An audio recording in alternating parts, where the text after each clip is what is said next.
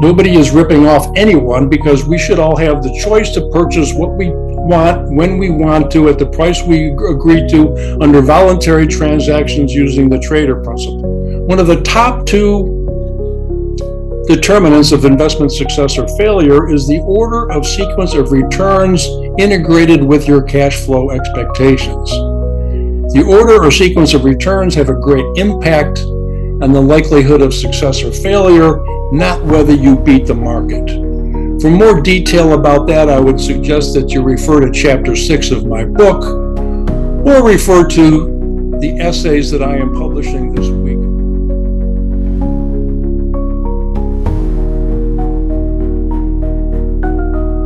Hello, thank you for joining me. This is Mark Shupe, and this is the Moneyball Method podcast.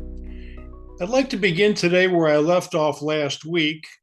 We were talking about pragmatism and artificial complexity and how that manifests itself in certain events that affect the social fabric of society. I'd like to extend that a little further to how pragmatism and artificial complexity affect economics, but in particular finance, and even more specifically, personal financial decisions and investment management. To summarize where we left off last week, the first pragmatic theme is anti-reason. Pragmatism is not about thinking long-term, it's about immediate results. And in terms of economic activity, you might align that with stimulus spending by the government. Stimulus spending is an invalid term. Government spending does not stimulate the economy. It does, however, boost gross domestic product because gross domestic product is designed to measure government spending. But it's a false alternative for economic vitality. The second pragmatic theme was envy. I quoted Ayn Rand in her essay, The Age of Envy, published in the early 1960s.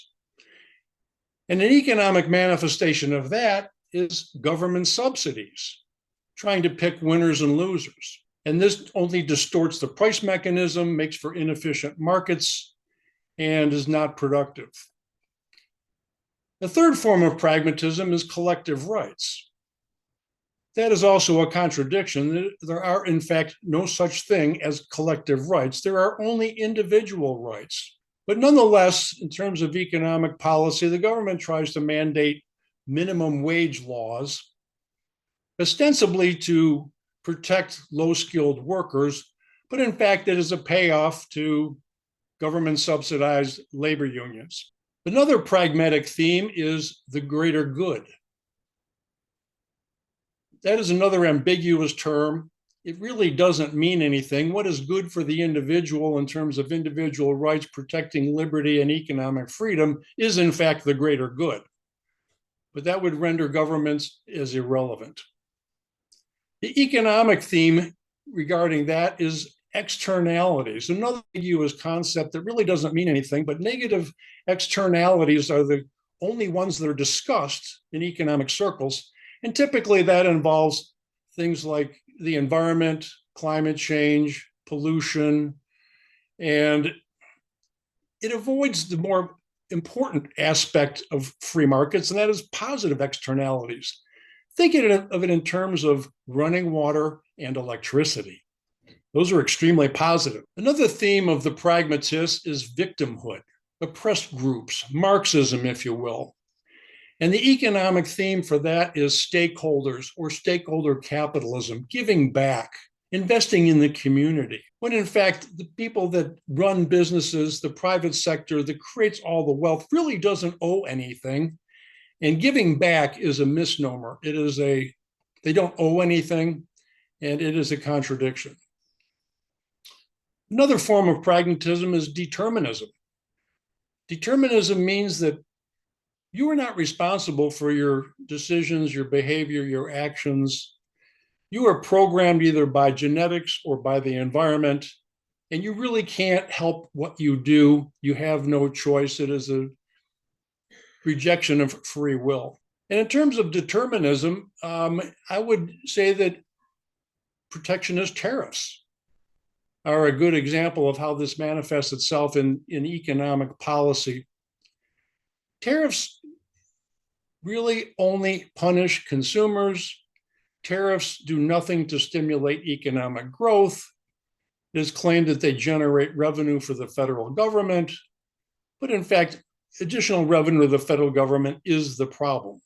Additional revenue means additional spending, it means additional debt, and nobody is ripping off America. Nobody is ripping off anyone, because we should all have the choice to purchase what we want, when we want to, at the price we agree to, under voluntary transactions using the trader principle. The last form of pragmatism I'd like to discuss, that I mentioned last week, is ableism. Like determinism, it is also a contradiction. It implies that there's no such thing as an ideal level of physical health or emotional health. Ableism implies that anybody who is not trying to improve themselves, both intellectually or physically, is discriminating against the people who are not trying to improve themselves. And how that manifests itself within our economy and financial structure is income taxes. Income taxes are an invasion of privacy. They are a violation of property rights. But these are just 7 aspects of pragmatism that is rife throughout our culture today, and how it manifests itself in terms of economics. But the theme of this particular discussion today is reason and elegance, the alternatives to pragmatism and man-made complexity. What is reason? Reason is our attribute as human beings to understand the world, to understand social structures, to understand economics, and to create a society that is just, that is prosperous, that is civil. The tool of reason is the rules of logic. And very briefly, that is the evidence of reality, the context in which we are forming ideas and making decisions, and cause and effect. What is the consequences of our decisions, of our actions? What is elegance? Elegance, most briefly defined, as simplicity, graceful movement, efficiency, and genius. And I maintain in my book, The Moneyball Method, that free markets are elegant. They are superior to any alternative. They are just, they are efficient, they are graceful, and they involve the genius of wealth-creating entrepreneurs and workers and inventors and scientists. And the first aspect of reason I'd like to discuss is free will. You have the choice to think, you have the choice to act. You might be influenced by genetics, you might be influenced by the culture or your family or your ethnicity or your country, but these do not dominate your ability to think and act independently. In terms of your personal financial decisions, at the Moneyball Method, we prescribe having defined goals. What are the goals and objectives that make life worth living? What are your values and priorities? And they're different for everybody. And so long as they are aligned with the facts of reality, with cause and effect, they are objective. And what we try to do is to define them specifically in terms of dreams, dollars, and deadlines. When is it needed, and how much does it cost? And how will it make you feel if you achieve that? But before we get to making those decisions, we have to respect the efficiency of markets. And this is the second theme under the category of reason, and that is Say's law of markets. Say's law was formulated in the early 19th century by a French classical economist, and it basically says supply precedes demand. Production creates wealth. Production is money. Money is production. And how do we use that in terms of personal investing decisions? Elegantly. We believe that markets are efficient, that the price mechanism contains every piece of information that is known about a company, about a security, about markets. No committee, no economist, no central planner, no global strategist can possibly have as much information as the people on the ground making decisions for their own rational best interests. And this brings us to the third theme under the category of reason, and that is price information. Prices are the original information superhighway, and they are what make markets efficient. Prices are just. Prices are the best way for us to make decisions as objective investors. And in terms of how we implement that, we use historical long-term capital market assumptions with which to make our investment strategy decisions. And I've written an extensive essay regarding capital market assumptions and the legitimate ways to use them and the ways they are being not misused within the financial investment advice industry. But historical long-term capital market assumptions, specifically median return, correlation coefficients, and standard deviation, which is a measure of volatility or risk, are the three attributes for every asset class that we consider and implement when formulating an investment strategy for our clients. The fourth aspect under reason is those chosen values I mentioned earlier. It starts with the value domains. It could be business and professional, family and relationships, health and fitness, or wealth creation. Those are the four main value domains, and attached to those, in chapter 8 of my book, we ask you to come up with your values inventory. What are the specific aspects of your activities, your values, your goals, your aspirations that you want to achieve? How do they work together in a whole of life scenario? And the purpose of that is one of the themes of the Moneyball Method, and that is to avoid unnecessary lifestyle sacrifice. We do not want to make investment strategy decisions or cash flow strategy decisions that might mean unnecessary sacrifice to current lifestyle spending goals or future spending goals. The fifth theme under reason is the trader principle. The trader principle is key to any civilized society. It bans the use of force from human transactions. It means voluntary production, voluntary trade for mutually expected profit. Both parties profit under the trader principle and under free markets and under capitalism. Essentially, to implement the Moneyball Method is to become a radical for capitalism. And how do we implement that as we adopt the entrepreneurial mindset? What is your vision for the future? Taking calculated risks is the next step. Avoiding mistakes is another step, or learning from mistakes, learning from experience, and then measuring success. How does an entrepreneur measure success? The likelihood of achieving future objectives.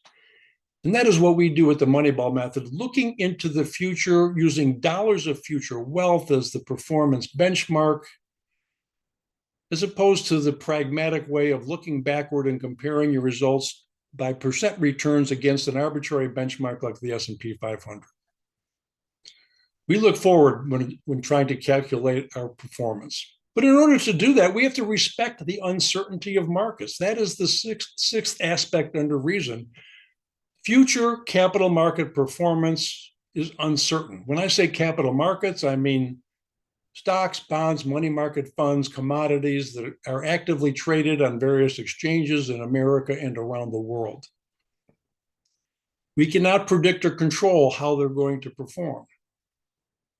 But we can respect the uncertainty of the future. We can anticipate the range of expected returns for each asset class that we own.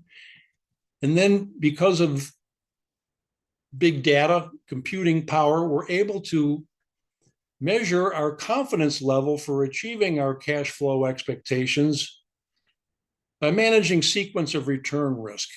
One of the top two determinants of investment success or failure is the order of sequence of returns integrated with your cash flow expectations.